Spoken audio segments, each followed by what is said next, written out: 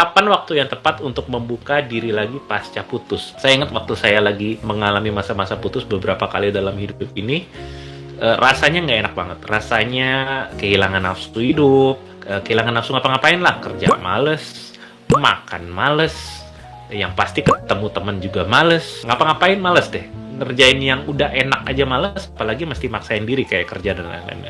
Jadi cenderung menutup diri pada saat kita patah hati karena hati kita sakit dan kita baru saja tersakiti, entah kita ditinggalkan atau kita diselingkuhi atau apalah, kita cenderung untuk menutup diri dari siapapun, ya, dari siapapun. Biasanya begitu, walaupun ada beberapa orang yang begitu patah hati tuh langsung jadi liar gitu, ada gitu, jadi kayak monkey king, ada, of course ada. Tapi umumnya sih begitu kita patah hati, kita langsung muncul kayak semacam tameng yang membuat kita tidak berkontak, tidak berinteraksi dengan dunia luar.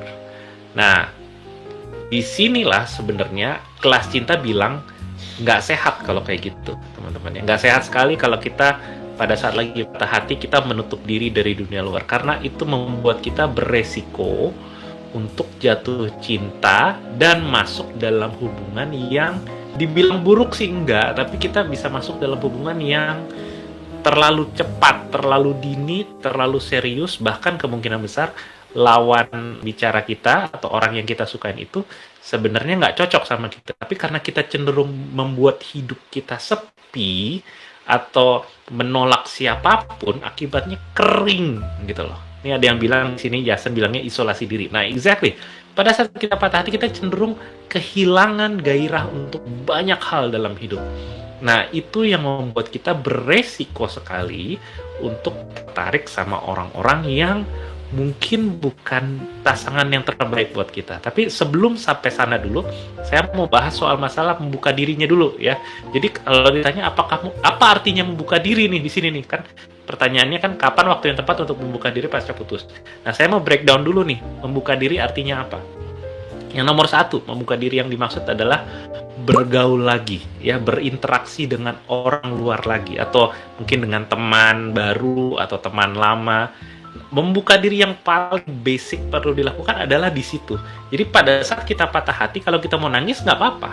Kalau kita pengen marah-marah, it's okay. Kalau kita pengen teriak gitu kan, kesel, it's okay. Kita mau kelihatan pahit sama orang-orang, it's okay. However, yang saya bilang adalah pada saat kita pengen melampiaskan kemarahan atau tertekan atau rasa pahit dan kecut itu, kita sebaiknya melampiaskannya bersama seseorang, entah itu teman dekat atau sekedar teman kenalan, atau bisa juga anggota keluarga, walaupun biasanya keluarga tuh kurang suportif ya, atau bisa juga orang-orang senior kayak misalnya orang-orang di lembaga rohani, ya kan, pemimpin rohani atau pembina rohani yang kayak gitu-gitu. Jadi pada saat kita lagi kesakitan, itu adalah momen kita untuk menjerit, tapi menjeritnya tuh jangan sendirian, ya. Kapan waktu yang tepat untuk buka diri lagi? Ya pada saat lagi kesakitan.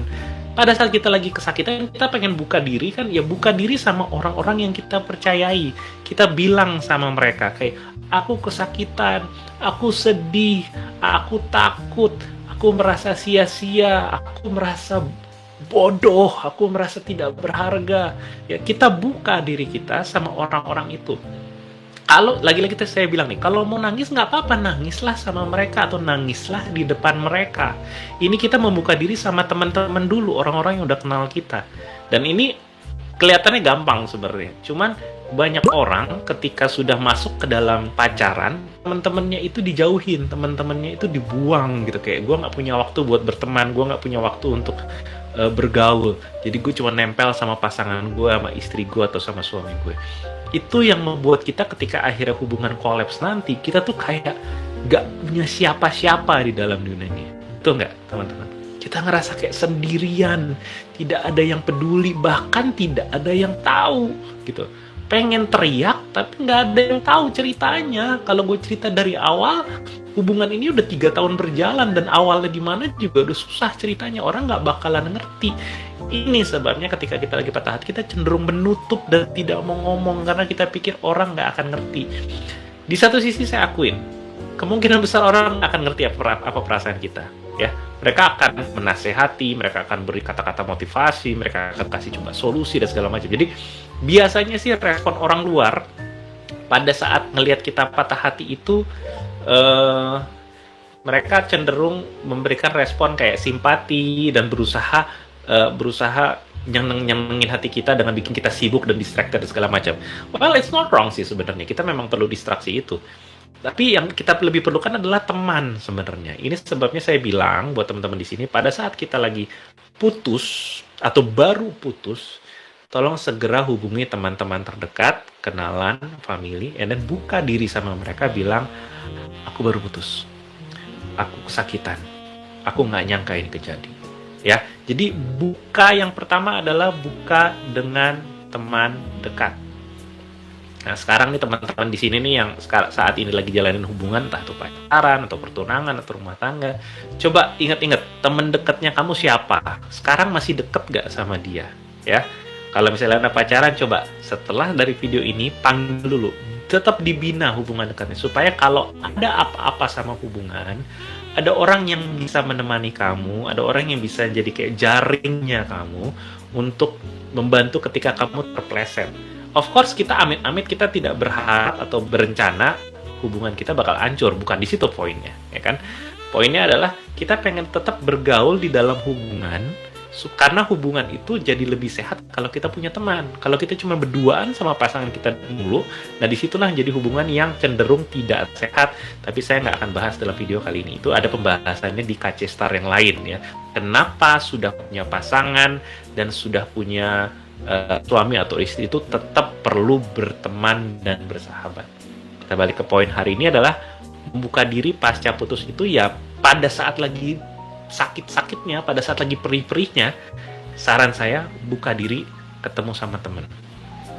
Zaman sekarang paling gampang lewat chatting ya. Kita cuma panggil aja sama dia kayak teman lama atau teman baru, bilang aja, aku lagi patah hati, aku lagi sedih.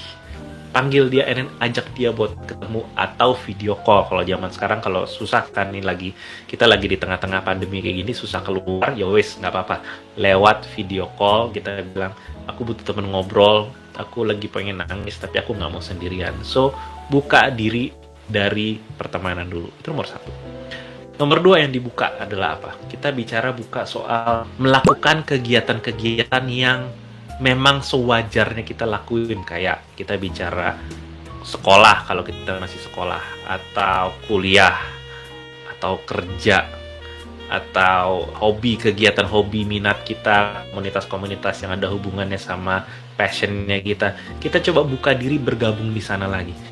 Biasanya nih, ketika kita berada dalam hubungan yang intim sama seseorang, baik itu pacaran atau pernikahan, kita tuh meninggalkan banyak sekali kantong-kantong minat yang sebenarnya kita suka.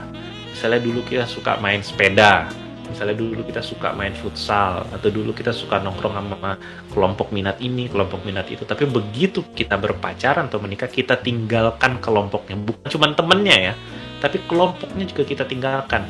Artinya kegiatan yang dulunya kita sukain banget itu kita abaikan. Padahal dulu kita pagi, siang, dan malam doyan lakuin itu. Tapi begitu masuk dalam pacaran atau hubungan, kita meninggalkan komunitas atau kegiatan minatnya. Jadi arti nomor 2 ketika kita bicara membuka diri adalah coba buka diri kita untuk terjun lagi dalam lingkaran-lingkaran minat, kegiatan minat yang dulu kita sukai. Biasanya di situ masih ada teman-teman lama. Oke, kalaupun misalnya udah nggak ada teman-teman lama, paling minimal kamu udah biasa main itu gitu loh, main game itu, main kegiatan itu, main olahraga itu. Jadi kita mau balik ke sebuah dunia yang we feel familiar, we feel safe. Kalau misalnya kamu berusaha di awal-awal itu langsung membuka diri ketemu sama orang baru, kamu coba kegiatan baru, we don't feel safe yet. Karena kita merasa asing, kita merasa takut, kita takut dilukai lagi. Itu sebabnya saya bilang yang nomor 2, kita membuka diri masuk dalam kegiatan minat atau komunitas minat yang dulunya kita pernah sukai sebelum berpacaran atau berumah tangga sama orang itu. Ya.